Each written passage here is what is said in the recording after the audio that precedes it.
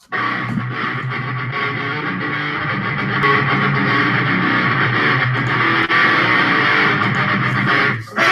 everyone, and welcome to another episode of Top 5 Saturdays Live with me, Chase Lee, and my co-host, Ryan Sutfield. That's fucking right. And you know what? This show is, when movies come out on Fridays, we will take a director, an actor, a genre, sequels, what have you, and we will make a top 5 list pertaining to the movies coming out pretty much that weekend. And so we'll have a top 5 list from each of us. We don't know each other's lists. That's what makes it fun, and it's live. It's on the spot. This is not scripted, so I have no idea what's on his list, and I'm going to react differently, and I know he's going to react to my list, especially with one of them. But movies that – there was a lot of good movies that came out this week. There was Sicario. It opened up nationwide. We had The Martian, and we had The Walk, which opened up in IMAX screens only, and it opened up nationwide next week. So we had a lot to choose from, and to be honest with you, we needed to tackle, some of the big hitters, and the big hitter is good old Ridley Scott, who directed The Martian.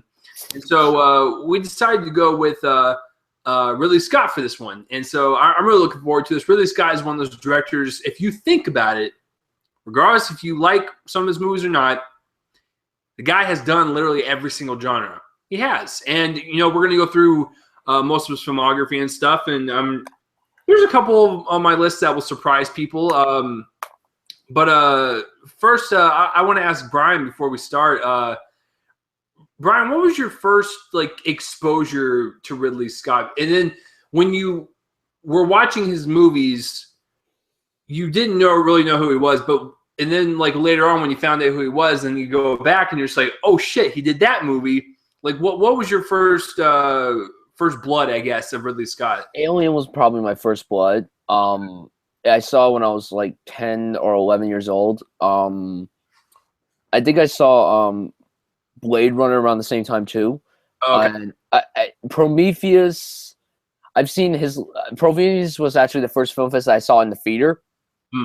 So that's a good first blood in the theater. And as I got older, I started to watch more of his films. Most of them will be brought up on this list. Obviously, the big ones we can't forget about Gladiator and Black Hawk Down and Thelma and Louise, American Gangster. There's a lot of films of his. That's the thing. There's so many films. Like you said, he has done every genre. He's done sci-fi. He's done action. He's done comedy. He's done drama. Done horror. The guy is a fucking beast. And it's crazy when you think about it. Because I saw The Martian with my dad today, and I was telling him, I was like, it's hard to believe. And I think Christian Rubicabla said it the best, that the guy that made Alien, which was in the 70s, is still making movies today. I know. That movie's almost 40 years old. That's and we can go see movies directed by this guy. It's still it's like the same deal with Scorsese and Spielberg. They've been making movies for almost 40 plus years now. It's just insane that you can literally keep watching these guys' movies. And so before we get started, Brian, are we gonna do the honorable mentions first? Last. Because then we won't have an idea of what's on each other's lists. Fair enough. Okay, so as usual, we're gonna break down our top 5 of Ridley Scott films, and then we're gonna go into honorable mentions and then dishonorable mentions. Oh, and I can't wait to just tear that one movie apart again, because I've done it multiple times now. The one that you're probably picking is right there. It's competing with the one I'm picking for my worst. Oh hell no! It's gonna be your worst too. I demand that. Okay, so as usual, Brian starts off. So Brian, what is your number 5? Ridley Scott? I picked Black Hawk Down as my number 5. Interesting. That's a film that a lot of people don't realize that Ridley Scott directed, and he was actually nominated for Best Director for that film, but the film itself was not nominated for Best Picture. I still don't get why you would nominate the director and not the film, but whatever. It's the Academy. They suck. They're whores. Black Hawk Down is one of the most intense war films I've ever seen. It's engaging from beginning to end. I love war film. It's really Scott's Saving Private Ryan, because after Saving Private Ryan came out, you obviously knew that there wasn't going to be a war film that would top that particular film, but this film goes along that. Go Sonic. Yeah, go Sonic. Black Hawk Down is like another great example of one of my favorite war films. Like, it's so engaging, the stuff that goes on. Like, I haven't seen it in a very long time. Like, I haven't seen it since I was a freshman in high school. I'm a senior now, so it's been almost 4 years since I last saw it. So engaging. The action's fantastic. As typical Ridley Scott. Cinematography's fantastic. The acting was great. It's a great film. It's definitely one of Ridley Scott's most underrated films, to be quite honest. A lot of people may say, oh, Black Hawk Down, but not a lot of people realize that Ridley Scott directed. To be quite honest, I kind of forgot he directed it until like maybe like 2 years ago. And when I was looking up his films for the particular film that came out many years ago, I was like, oh, he directed that. I completely forgot about that. Yeah, Black Hawk Down's a terrific war film, and it's one of Ridley Scott's best films, in my opinion, as well as I can't talk, as well as one of his underrated films. I really can't talk tonight. Wow. But yeah, Black Hawk Down, check it out if you haven't seen it. Yeah, no, Black Hawk Down is it's got like the same tone as like a Saving Private Ryan, where it's got that grit and that intent. Yeah, it's got like a Saving Private Ryan meets Platoon kind of feel. Yeah. It's really great. Like, I haven't seen a lot, and you're right. I mean, when I get to my number 5, you're gonna be like, oh shit, I forgot Ridley Scott directed that. And it's really great because this guy is under the radar to 99% of the movie going orange. I'm serious. Like, I told my dad when we were going to see the movie, I was like, you know who directed this, right? And he's like, no. I was like, the guy that directed Alien and Blade Runner and stuff. He's like, oh, okay, yeah. Once I said that, then he automatically knew. But like, many people don't know Ridley Scott's name, and that goes with his brother, rest in peace, Tony. It was the same thing with him. It's like, if you said Tony Scott, no one even knew who he was. But if you start seeing his movies, like Man on Fire or Top Gun, people are like, that's right. So I mean, him and his brother both were the directors that they made great movies, and only the 1%, like you, me, and the people probably watching this show, we know who Ridley Scott is, but most people do not. And you're right. I totally forgot Ridley Scott directed Black Hawk Down. So, you know, to each his own, man. But no, I haven't seen it in quite some time, so I can't really put it on any list because I don't have a definitive answer. So that's a pretty good one. Mine's definitely the complete opposite of yours in terms of tone, just style, everything. Brian, did you forget that Ridley Scott directed Hannibal? No, I did not forget that. Yeah, you did. No, I didn't. I really didn't. Nope. I really didn't forget because I recently talked about that film like a month ago on the Film Sub podcast where me and Amanda talked about Julianne Moore. Yeah, that's true. Yeah, so I'm putting Hannibal as number 5. Now, I had to look it up because I remembered it. I thought I did, and I did get it right. Chronologically, the films go in terms of the story with the Hannibal Lecter saga. It goes Red Dragon, The Silence of the Lambs, then Hannibal, and then Hannibal Rising, I guess, would be like a super prequel. So that would be like the first one, but that was I didn't really care for that movie. But no, I really like Hannibal. I like that whole trilogy. And it's really funny to think about Red Dragon. All 3 of these are directed by completely different people. Red Dragon. I don't even want to say his name. Brett Ratner. And then the Silence of the Lambs is Jonathan Demme. And Silence of the Lambs won Best Picture that year. And then we have Ridley Scott directing Hannibal. It's the most like eclectic group of people I've ever seen direct a trilogy. But I actually like the whole trilogy. Silence of the Lambs is probably my favorite, but don't discount Hannibal. And, you know, Anthony Hopkins still delivers it as Hannibal Lecter, as this creepy guy that, you know, eats people, but for some weird reason, we kind of sympathize with this guy. We kind of, in a weird sadistic way, fall in love with him. And that's what Hannibal's all about. It's the continuation of the story. He goes after Clarice again. I believe that's the storyline. And, you know, since Ridley's so well in tune with the whole, like, dark, moody atmosphere from, like, an Alien or a Blade Runner, he fit in very well with the Hannibal saga. And it's just a great continuation of that entire, like I said, saga or whatever. And if you guys haven't seen any of those movies, My advice, I don't know if I really want to start with like chronological order. Brian, would you suggest that maybe they should start in the release of the film? So I would say the release. Yeah, so Silence of the Lambs first, and then I think Red Dragon came out in 2001, and then Hannibal was 2002, or it was vice versa. I think Hannibal. Wait, was Hannibal? I thought Hannibal was first. Okay, yeah, I think no. Silence of the Lambs was 91. I mean Hannibal came out before Red Dragon. I know Silence of the Lambs came out first. I know that. Yeah, you might be right. Yeah, I think Hannibal came out in 2001, and Red Dragon was 2002, and then Hannibal Rising was like 2006. But yeah, no, Hannibal, creepy, moody, fits right into Ridley Scott's wheelhouse since he pretty much, broke out with Alien, even though that was his second directed film. So yeah, Hannibal, number 5. I really enjoy it. I enjoy that whole. So I'm a little biased. I enjoy the whole franchise. So that is my number 5. So Brian, where's your number 4? Well, first of all, I just want to say something about Hannibal. I don't hate the film, but because I'm such a big fan of Silence of the Lambs, I was expecting Hannibal to be like fantastic, but it's just not that great. It's okay at its best. Anthony Hopkins still kills it. I don't know. I just didn't like the fact that Jodie Foster wasn't in it because I don't think anyone else could have played Clarice like her. I mean, Julianne Moore did fine, but like she wasn't like on the same level as Jodie Foster. That was kind of the thing that pissed me off a little bit. Okay, I'll give you this. Red Dragon and Hannibal, agreeably, they are a step down from Silence of the Lambs, for sure.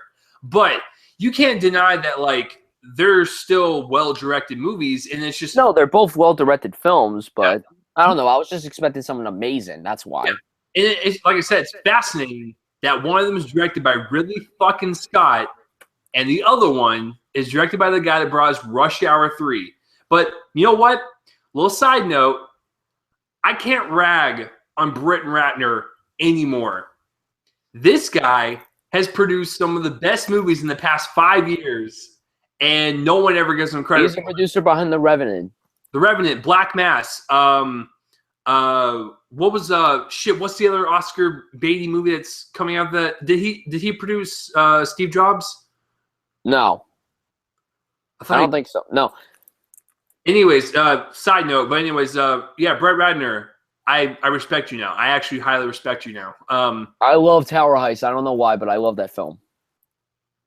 Oh yeah, I know I'm an idiot for saying that. Oh, I forgot about that one. Anyways, yeah, no, I totally agree. Like Hannibal and Red Dragon are not near at the level of Silence of the Lambs, obviously because it won Best Picture. The other two were nice thrillers, but you know what? I had to bring up Hannibal just because no one ever really talks about that much, and I think since Ridley Scott is really well, he does suspense and like horror very well. I gotta put it on there, and it's actually a pretty fun little movie. So, anyways, what is your number 4? I'm going with Alien. Now, here's the deal: before everyone starts disliking this video, it's not his best film. Okay, it is the film that got him on the map. I will say that it's obviously his best visually. I mean, Alien is one terrifying film. It scares the fuck out of me. It scared me when I was a little kid. It still kind of scares me to this day. I haven't seen it. The last time I saw it was before Prometheus came out. I bought it on Blu-ray last Black Friday, and I haven't even opened it yet. So that's kind of saying something. See, like, some people say Aliens is better. To me, Alien and Aliens are on the same level. It doesn't really matter to me if you say Aliens is better or this is better. It really doesn't matter to me. I mean, even though I'm more of a sci-fi guy than a horror guy, I don't know, but Alien is a great film. It's scary. It has great elements of sci-fi, horror. Sigourney Weaver's terrific as Ripley. This is probably the best role that she's ever done. And I'm glad that when she did Alien, she got an Oscar nomination for that. And when I found that out, I'm like, what? That's a little weird, but okay. That's very well deserved. But yeah, this film does scare me. I love the catchphrase, "In space, no one can hear you scream." I mean, just thinking about it just terrifies me. I mean, there's really nothing to say about Alien. It is a great film, but I don't think it's his best. I think that's a cliche whenever you say it's Ridley Scott's best film. It might be his most rewatchable film, but it's not his best in terms of filmmaking, but it's still a great film nonetheless. Okay. You got it higher. Okay. You got it higher. You know what? To each his own, man. It's whatever. At least you put it on there. Okay, so That is Brian's number 4. And guess what, folks? Since he chose Alien, I'm going to go the opposite of the spectrum because I know you guys are just fucking clamoring for it. You guys have been waiting for it for this whole fucking week when I said I was going to put it on there. Prometheus is number 4. Now, Brian, why do you hate this movie? I don't hate it. I think it's a very good film. Drink your drink and just accept the fact that... No, I don't hate. I swear to you on my life. I swear to you on my grave, I do not hate Prometheus. Listen, I just don't love it. I don't understand people's like extreme hate for this movie. And now listen, you know why everyone went with too high hopes? That's why. So did I, but I ended up really liking it. Listen, like I'm not saying this is a perfect movie. I didn't like the dumbass scientists and how they were written. I didn't like some of the sequences, but for the most part, I love the mythology behind it, and I love the fact that it is setting up into this expanded universe. And I love kind of like the undertone of like evolution and yeah, I like that too. But of course, to me, the best thing about that film is good old Mikey Fassey as David. No, he was really great, and I liked his performance. That was my favorite thing about the whole movie. There was a lot of speculation throughout the entire movie on questions on who was a robot and who wasn't. I'm not, like I said, I don't spoil anything on this show, so I won't say who or when or where, but is it as good as Alien? No. But I will tell you this. It is a very good science fiction thriller that's got some really great themes to it. Yes, it's got a lot of unanswered questions. I'll give you that. That's because it's written by Damien Lindelof, the guy who made Lost. That's why. Let's chill, folks. But anyways, like it's... I like movies that kind of leave you kind of wanting to ask yourself questions and answer. So do I, but not all of them are great. I'm just saying that I'm actually on that side of the fence to where like it was feeding me all this information and it kind of makes your mind work on, like I said, just evolution and just aliens and stuff. Like I don't understand like people's extreme hate for it. So listen. He's coming out with the Alien Paradise Lost thing that's Prometheus 2, and I'm sure it's going to answer a lot more stuff, and it's going to tie in well to this whole universe. People just have to calm down a little bit. You got to trust the man. Yeah, people need to understand that they can't answer every fucking question that you ask. No, that's how it was with Lost. They didn't answer every question. I'm glad people are still complaining about that. The show ended 5 years ago. Calm down, people. I'm glad they left things up in the air, and I'm glad they left things out in the open. I'm glad at the very end of Prometheus, we saw something very familiar. So I do want to watch Prometheus again. I should probably pick it up on Blu-ray like soon. I think it's like very cheap. It's very cheap. I always see it at a cheap price, so why not? I picked it up on Blu-ray as soon as I heard about it, and I think I have the Blu-ray that has the really extended documentary behind the scenes look, and it's really cool. I wanted to see really that. Good. I saw this in theaters. So did I. My first Ridley Scott film in the theater. I really loved it, and Ridley Scott's just one of those guys that can have suspense in there, have that tension, and really just make you feel uneasy and terrified at the same time. Like, he's a master at that. Listen, I like Prometheus a lot, and it is one of his best, and I put it on there. So, hate comments, fire away. Go for it. It's okay. I'll still be your friend, but just know that that I stand firmly on that, and that's that. So, Brian, what is your number 3? I'm going with The Martian. Ding, ding, ding, folks. We have the same number 3. So, but here's the deal. I'm not going to talk about it because I'm going to save that for my podcast tomorrow. Shit, I'm going to be on that. Oh, fuck. What do I say? I don't care what you say. I'm just letting you know I'm not going to say anything. Okay. You didn't watch my review, right? No. Okay, good. So you don't. Well, I mean, I texted you how I felt afterwards. Well, listen, I will say this. I really loved it, and it is definitely after the shit bomb that was The Counselor, it was a huge step up. That's all I'll say. I think The Martian is a very good little survival adventure, and it's really optimistic. And I'll get into more detail tomorrow. But I actually loved it to a point so much when I walked out. I was like, that's got to be in my top 5 somewhere. I don't care if it's at number 5 or number 3, 2, 1, 4, whatever. I just want it on there. I knew that this film could not top my number 1 Ridley Scott film. I mean, it could have, but at the same time, I'll just say that I really, really love this film. I was so happy with it. I saw it in 3D. Did you see it in 3D? No, but Damn. I saw it with my dad. My dad doesn't like. Oh, okay. See, I understand that. That's understandable. But the thing is, like, I'm not.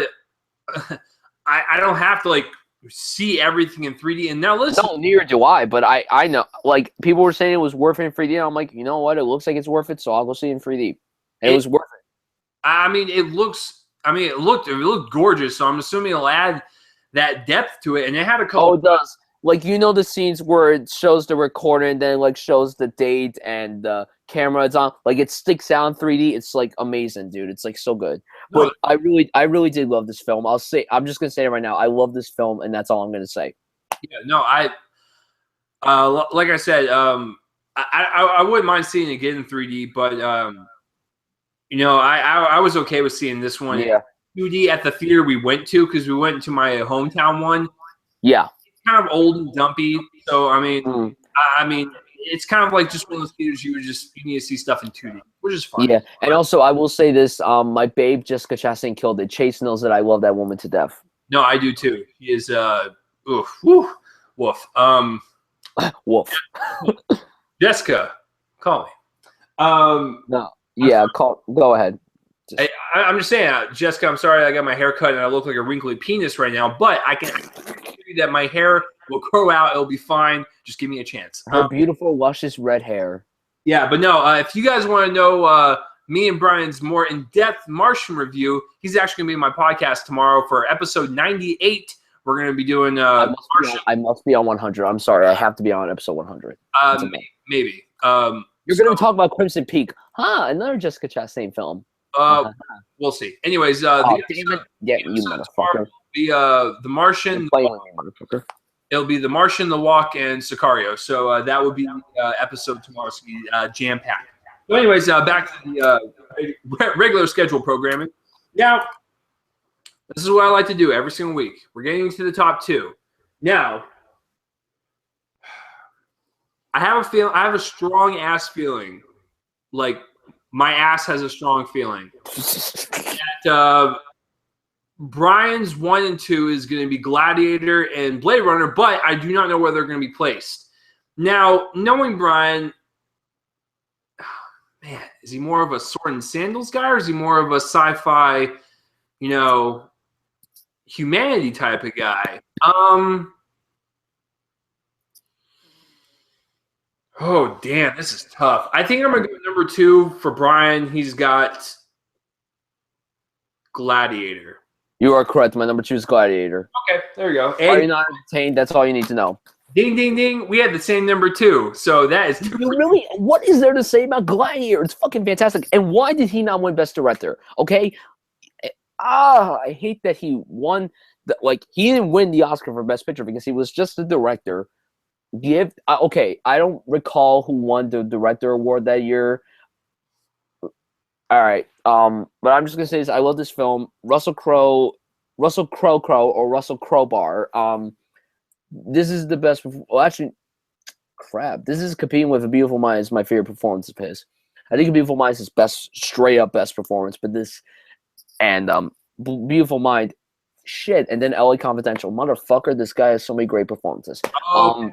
Hold on. I just looked it up, and Soderbergh won director for Traffic that year. All right. It's good that Soderbergh's an Oscar winner. That's fine. Ridley Scott better win some kind of Oscar before he dies. He must. He will. Give him the honorary Oscar thingy-majig that they always do. Yeah, listen, Gladiator is just one of those movies that is so epic in scope. And listen, you know, I didn't see Exodus, Gods and Kings, but I heard, you know, I heard it was mixed. But it was okay. The point I'm trying to make is that when you watch that trailer, the guy knows how to create epic scoped movies. Oh, he does. Even in Exodus, guys, the action was so well done. It was, oh my god, it was terrific. The opening battle sequence in that film was fucking brilliant. Brilliant. That's what I'm saying. Like, I didn't see it, but when you watch the trailer, you can get that sense of the epic scope that this guy knows how to portray, regardless if it's on a live location or on a green screen. The guy knows how to fucking deliver, and that's what Gladiator is. And yeah, Russell Crowe won the Oscar that year, but you can't discount Joaquin Phoenix. The guy was Joaquin Phoenix, who was nominated for an Oscar. Look at him, look at him right there. Look at him. Fucking he menacing wants shit. to rip your dick off. That's what he wants to do. Like, he was an evil son of a bitch in that movie. Listen, I have always said that Joaquin's best performance he's ever done is from The Master. But if I had to make like a top, that's a good pick. I will say that. That's definitely. I wouldn't say that's one of his. I think that's one of his best. I don't know if that's his best on top of my head. But yeah, continue. If you had to make a top 3 or at least a top 5, you're putting fucking Gladiator on there. Absolutely. I mean, for goodness sakes, he was nominated for an Oscar for this film. Yeah. No, I mean, Joaquin killed it, but you have the epic sword and sandal fights. You have the really cool story with Joaquin and Russell Crowe and stuff as brothers, and it just gets in crazy fucking territory.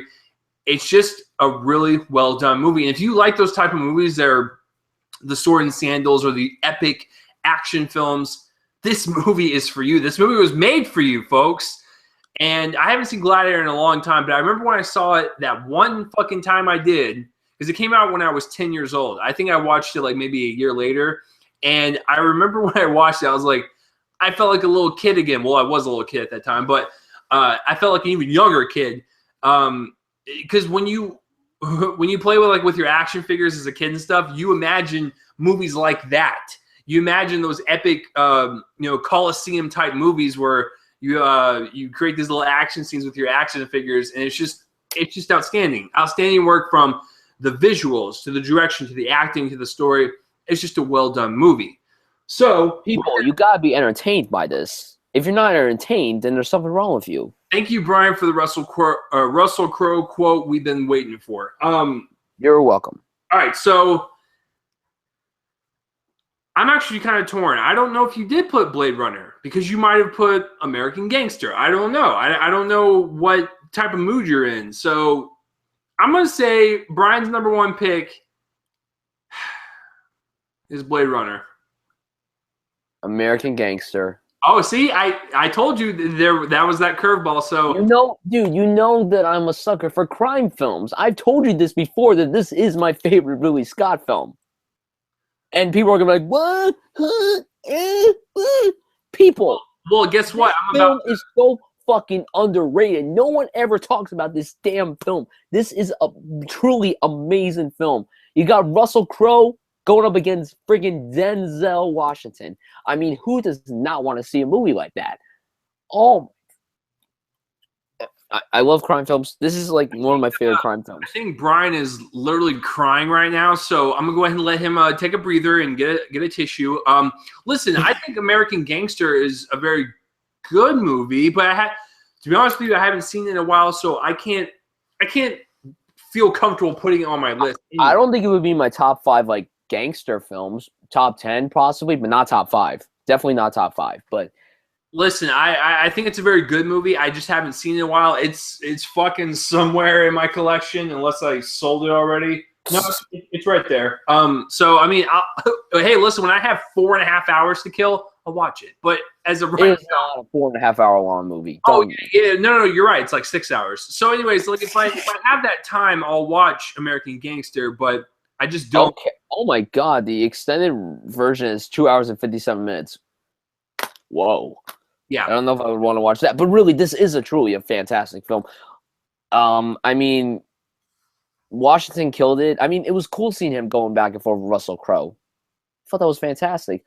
I mean, Russell Crowe is really like Ridley Scott's protege. It's like they together are like Martin Scorsese and Robert De Niro, and then the same thing with Leonardo DiCaprio and Scorsese. Like, I mean, I don't even know how many Ridley Scott films that Russell Crowe was in. I think he was in like 8 or 9 of his films. Like, he was in a shit ton of Ridley Scott films. I mean, he won his only Oscar for a Ridley Scott film. So I mean, but I just love the story in this movie. I love the performances. I'm looking. Chiwetel Ejiofor actually had a very early role in this. I think he played Frank Lucas's brother. Then you got Cuba Gooding Jr. RZA was in this movie. RZA was a fucking cop. He was a cop. He worked for the same division as Russell Crowe. It was but really I just love the scope of it, and it feels like I'm watching a movie that takes place in that time period of the 60s and 70s. I just really love crime films. American Gangster, I think, is one of the most underrated crime films. One of Ridley Scott's most underrated films, like Black Hawk Down.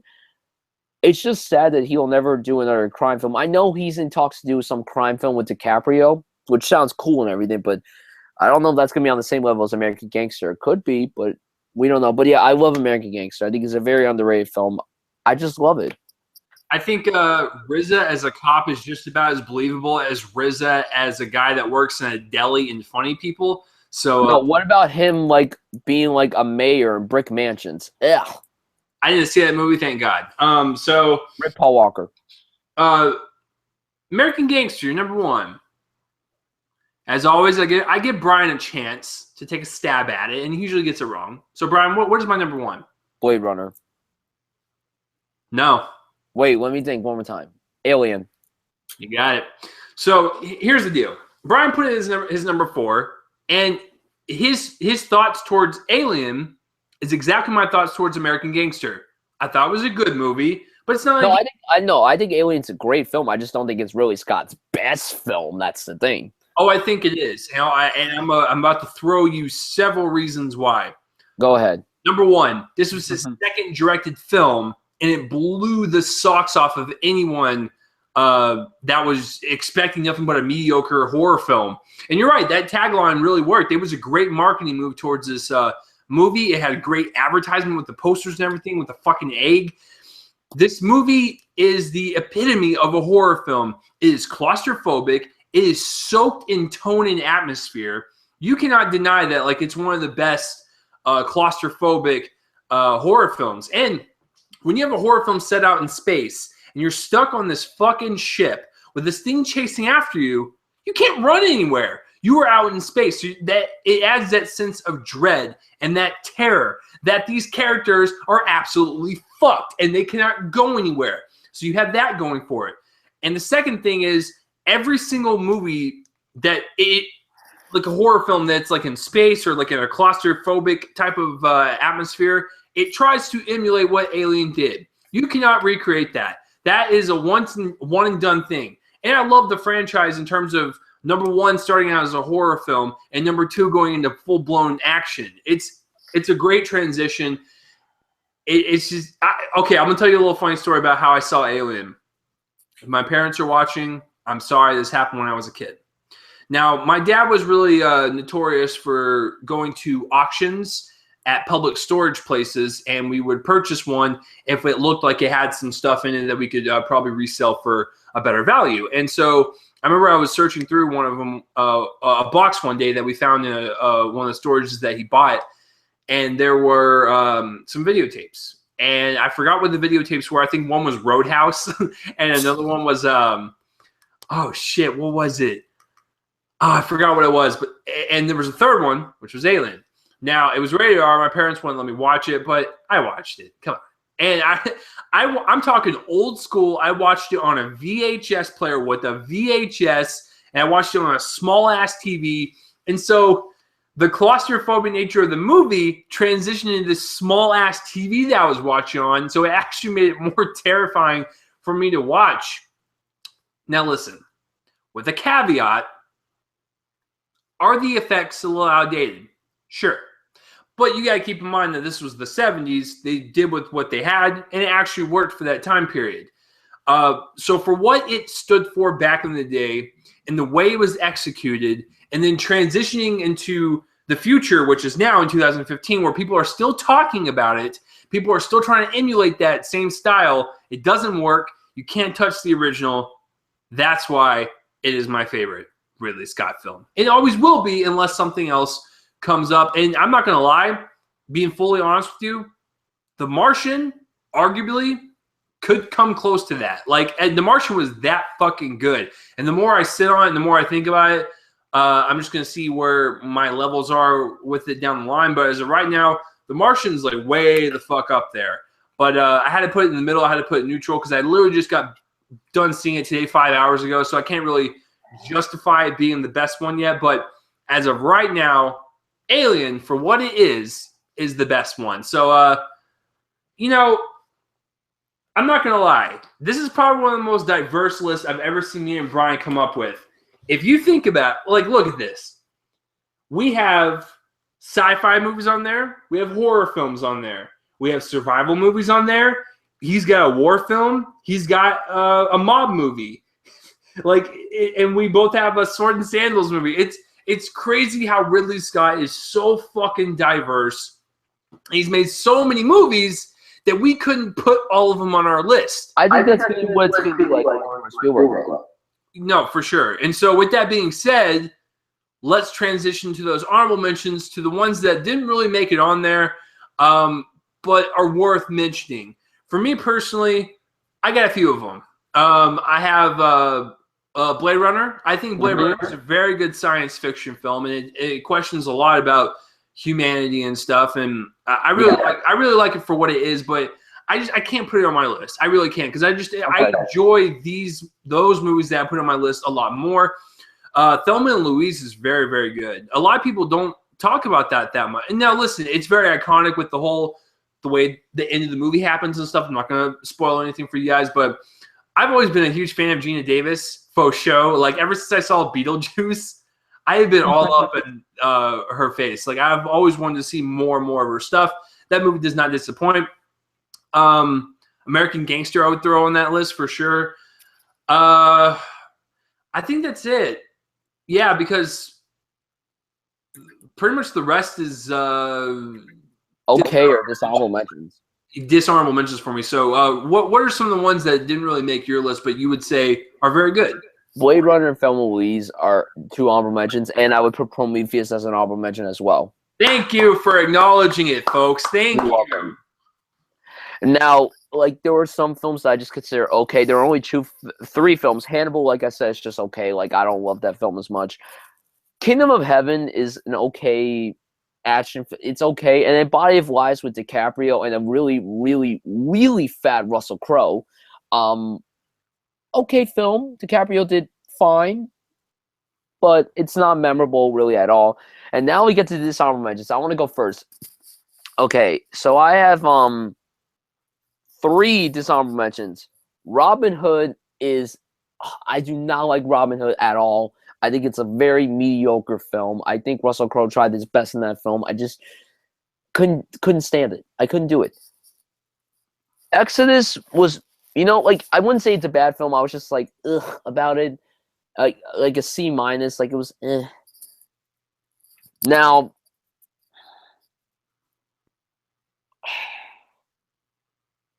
all right, I gotta take the particular film as my worst. A Good Year is crap. That's not my worst. A Good Year is so... All right, Ridley Scott, do not try to copy off what Sideways did perfectly. You just... that film, no. Just go to hell. Go to hell, A Good Year. But... Isn't that Ridley Scott's first and only attempt at, like, a romantic comedy? Yes. Yeah. When I found out that Ridley Scott made that, I'm like... What? No, okay. But his worst. Listen. Before we get to your worst, you have to give him props though, because at least the guy that has done every genre can now tick off romantic comedy, even though it was terrible for you. So I didn't see the movie, so I can't judge. But at least he could tick that romantic comedy box off. Yeah, but he tried to rip off Sideways, which is like one of my top 10 favorite films ever. So like that kind of pissed me off. No one could do Sideways except for Alexander Payne, okay? But the worst... Ryan's so pissed right now. The worst... So fucking angry. The motherfucking counselor. Okay, here's the deal. Never heard of it. 2013 is a year that was very weird for film. In, like, the summer, a teaser trailer came out for a movie called The Counselor. It was Ridley Scott's upcoming film. I'm like, okay. At first, the trailer was coming on. I saw Michael Fassbender. I'm like, okay, I like Michael Fassbender. Penelope Cruz came on. I like her, and I would like to do her as well. Cameron Diaz. Okay, she looks good too, even though I don't like her, but you know what? She looks good. Javier Bardem and Brad Pitt come on. I'm like, okay, I'm digging this cast. Then it says from Ridley Scott. I'm like, oh my God, yes. And then to the counselor, I'm like, okay, I'm already sold. I'm sold. The trailers didn't give away anything. Then the second trailer came out. Still didn't give away anything. And then the reviews were coming out. People were like, this is not a good film. I'm like, oh, no, no, no, no, no. Don't say that. No. Then I saw the film. And I wanted to kill myself afterwards. Not physically, just... I don't even know what I watched. No. Okay, I will only give like one positive thing. It's a beautifully shot film, and that's it. But besides that, everything just goes down to the pits of hell. The performances are very weak. I know that all those actors were trying. Even Cameron Diaz tried their best. I think they all tried their hardest. It was cool seeing Brad Pitt work with him again, because the last time they did a movie together was Thelma and Louise, which a lot of people forget Brad Pitt was in. Michael Fassbender just did Prometheus with him. Penelope Cruz and Javier Bardem, who are ironically a married couple, are in the film, and they have no scenes together. I think you only have one scene together, which is a little cool. Then Cameron Diaz and Ridley Scott film, I'm like, sure, why not? Even the performances were, the script was one of the worst scripts I've ever heard in my entire life. Cormac McCarthy, the guy who wrote the novel No Country for Old Men, which turned into one of the best films of the last 10 years. This guy just needs to go away and just die. Cormac McCarthy, go away and fucking disappear. You suck. Don't write any more scripts. Just write books. No, you can't write a script. It dragged. I didn't understand what the hell was going on in this film. Like, there was nothing. People were just saying dumb shit, and I don't even know what the plot. I don't even remember what the plot was. Even when I got out of the movie, I had no clue what the plot was. And yeah, I was watching the movie.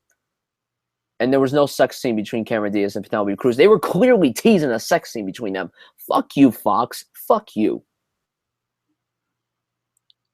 And she humps a windshield.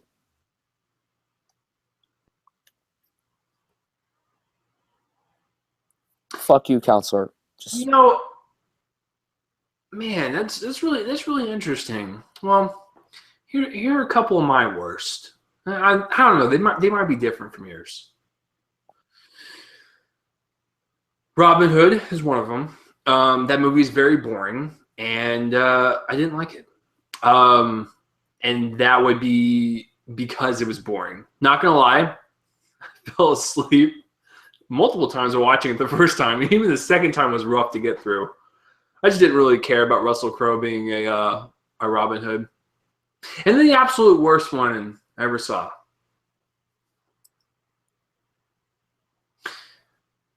Was The Counselor. Okay, just like Brian said, the trailers were there, and it looked interesting. It's like, oh, look at this cast, and then look at who it's directed by, and look who it's written by. Oh man, this has got a lot of potential. And so I took someone with me that's a huge Ridley Scott fan, and we were super excited. We kind of like we bro hugged it out, and we're just like, oh, I can't wait for this adventure. It's gonna be a magical adventure. We're gonna be taken on. And then when the movie was done with, I realized I was questioning life choices, and I was also asking, what the hell was that, and what was it about? The Counselor is one of the worst pieces of shit I've ever seen in my life, and I cannot stand people that fucking vouch for it. Now, hey, listen, film is subjective. That's fucking lovely, but I have such a burning passion for this movie that I can't understand why anyone would like this movie. First of all, let me say this: Cormac McCarthy, my boy. I realize that you're an old man, but I'm gonna call you my boy. My boy, Cormac. Cormacky. You should just write your books, and you should let other people adapt them. Let's just keep that straight right now. Listen, I love No Country for Old Men. I think it's a really great adaptation. The Coen brothers did a fantastic job. My favorite one that's ever been adapted from Cormac McCarthy is actually The Road. I think The Road is a fantastic post-apocalyptic movie starring Viggo Mortensen and a small and tiny Cody Smith-McPhee. Now listen, you write books. That's what you fucking do. Don't write screenplays. There's only a few people that have been able to do that in the past.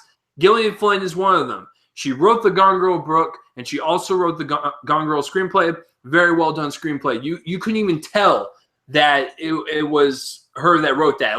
It sounded like someone fucking different. This This is a prime example. The Counselor was a prime example on why an author should not write a screenplay.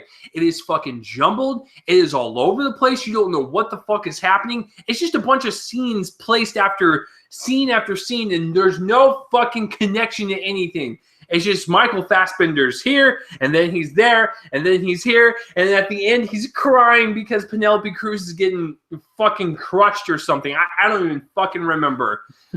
So the script is awful. It is so confusing. There's no fluidity throughout the entire thing. I cannot understand why people think it's a cohesive story. It just baffles me. Second thing, Cameron Diaz has sex with a convertible. That's a pretty noticeably bad thing. People are probably asking, oh, why is that a bad thing? Because it is. No one should have sex on top of a windshield and make it hot. No, and then people are going to say stupid reason, oh, well, she's hot. No, that's not a good reason. No, listen, she was trying to turn him on. That doesn't turn anyone on. It just makes me go. I wasn't even turned on by that. Listen, that makes me just want to go get your fucking cooch off my windshield because it's staining it. So there's that reason. And thirdly, the script was a huge part of it. But I will agree with Brian. It is beautifully shot. But Ridley Scott is just as much to blame as Cormac McCarthy. When you are the head of your movie, shouldn't you go, hey, Cormac, buddy, pal, good friend, this doesn't make any fucking sense. Can we change it up? So Ridley Scott just ran with this, and he edited this together with his editors in the editing bay, and they A-okayed this movie. So it's just as much of his fault as it is anyone else. I don't want to say this. Every director has their misstep, but this is definitely the biggest misstep of Ridley Scott's entire career. People may say it's the good year, and people may say this might be the second, but it's definitely like in his top 3 worst films ever. Well, it's the worst film because it had so much potential. Good Year didn't have any potential. Even when you watch the trailers, it's like, oh, okay, whatever. I'll go see that if I'm bored. But The Counselor. Well, Fox likes to mismarket us. They give us good marketing, and then the movie sucks. A good example, Fantastic Four. That's exactly why that whole movie was fucked up. Fuck the marketing team for ruining that film. Why are we fucking bringing up that movie right now? You know how much that infuriates me? Why would you do that? I need to go to counseling now. Anyway, Counseling.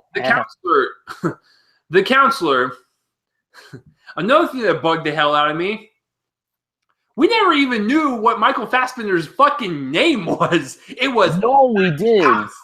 What is he? A counselor? What is he? I don't even think he was a counselor. He's a lawyer. And then why didn't they call it the lawyer? Because the counselor is the fancy term for lawyer. But it doesn't. Okay, okay, I'm a kid. How am I supposed to know that? Well, Brian, look it up. That's not what bothered me. It's the fact that we didn't know. No, that didn't bother me. I know that, but still. Yes, the script is like 90% of the problem because it's direct. Because then Ridley Scott takes that and goes, well, this is okay. And then he directs the actors into scenes that, because Brian's right. The trailers made it seem like it was a kind of espionage, like undercover action film that was going to have, this really cool story about this lawyer that was being thrown into this mob world of a situation. Wasn't really like that. I mean, there were scenes that displayed that, but they didn't really make any sense, and they were just kind of it was all over the place. All over the place. Was it your worst film of that year or no? Oh, hell yeah. It was? Oh, it was in my top 5. It wasn't my worst. Listen, my worst was movie 43. You write books. You're a novelist. You're not a screenplay writer. You see, Gillian Flynn's the only person I could think of that was a good novelist turned screenwriter. It just... Oh, sure. I bet you there's other people out there, but I can't really think of any. It was not a cohesive plot at all. And then when your movie is like that and it's not cohesive and everything's just fucking jumbled everywhere with no plan for it. Listen, I'm a fan of non-linear storytelling, but dear God, this movie just jumps from scene to scene with no anything tying together. So towards the end of the movie, you're not fucking invested in anything. And you don't understand anything. Because when Michael Fassbender's crying because of Penelope Cruz, you don't feel anything. You don't feel invested because you're just like, I don't know your name. I don't know anything about you. Like, you're like, well, she's hot, but she had no development at all. None of them had any development. No, there was no development. They were all one flatliners. They're all one-note people. It's so flat. But let's not talk about that. Are there any films of his that you haven't seen that you want to see? Ooh, good question. There's only one film I wrote down, that's Matchstick Men with Nicolas Cage. I hear it's a pretty good film with him and Sam Rockwell. Yeah, I don't think I've seen that one. That's the only one of his that I could think of that I haven't seen that I want to see.